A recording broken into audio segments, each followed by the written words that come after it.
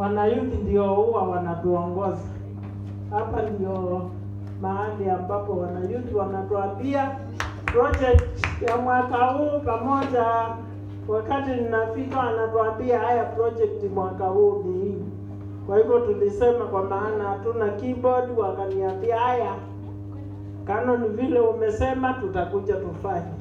Kwa hivyo sisi tulisema tunajitayarishanga na mwenda pole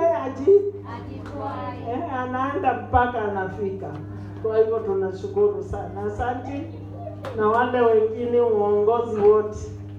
Najua tuko pamoja na mambo yote.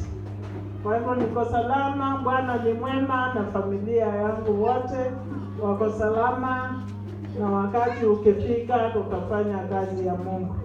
Wale walifika kwetu tunawashukuru wote, na wale ambao waliweza fika kundi nzuri au watu wengi waliweza kuja tukakaa tukakula, na tunashukuru kwa ajili ya kututembelea nyumbani.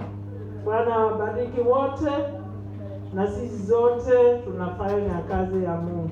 Amen. Kwa hivyo tubarikiwe, mjisikie mko mahali panastahili, na tutafanya